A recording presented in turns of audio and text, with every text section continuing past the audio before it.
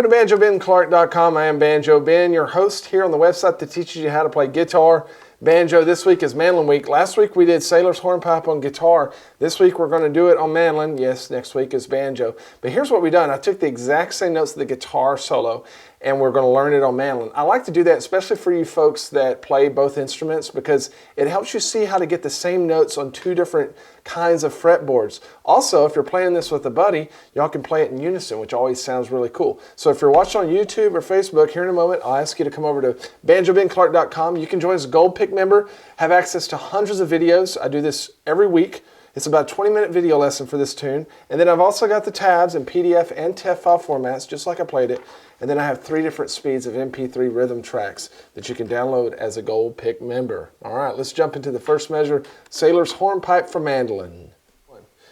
Let's learn Sailor's Hornpipe on the mandolin. This is a great old fiddle tune. It's in the key of G. It's got our 3 standard chords that we're used to in the key of G, G, C, and D. But it also has an A chord in there, which makes it sound pretty cool. That's what we call a 2 chord in the key of G. But it's an old fiddle tune. It has that typical fiddle tune structure that's 2 A parts and 2 B parts.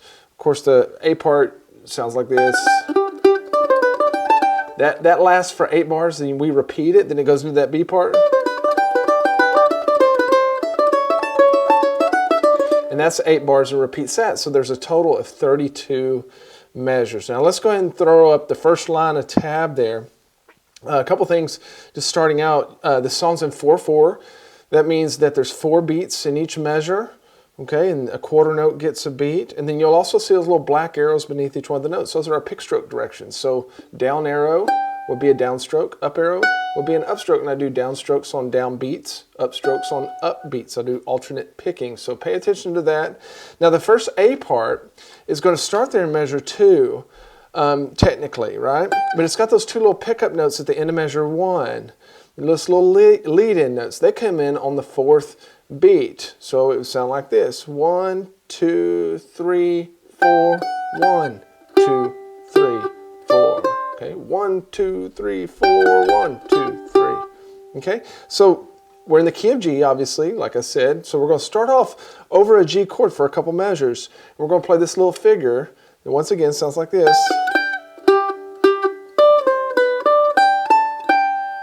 Now it's going to go to an A chord going into measure 4, and what's really cool about that is it's just going to go up and play that same figure again, but just a whole step higher. Okay, so at the end of measure 3, we've got those 2 little pickup notes. Then we go up to an A note, and we answer it. So let me play measures 1 through 4 very slowly. Remember that I have another video segment where we play it much slower than this. 1, 2, 3, 4.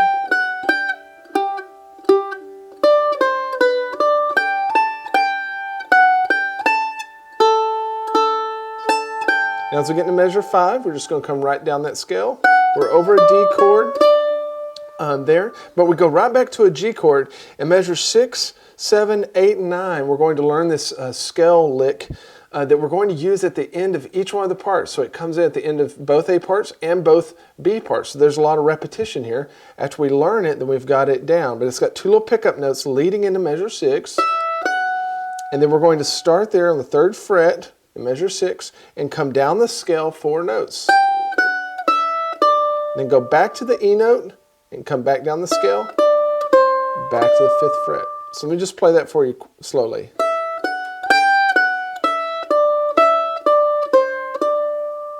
Then we're going to keep falling down.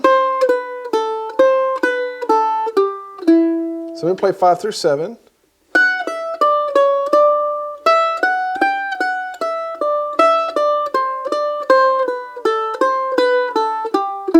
Measure 8, we're going to walk back up using that stair step sound.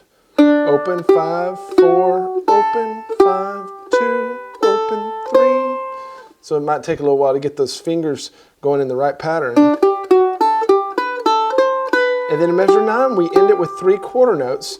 And then it has those same little pickup notes at the end of measure 9 that goes into a 2nd A part, which is exactly the same as the 1st A part.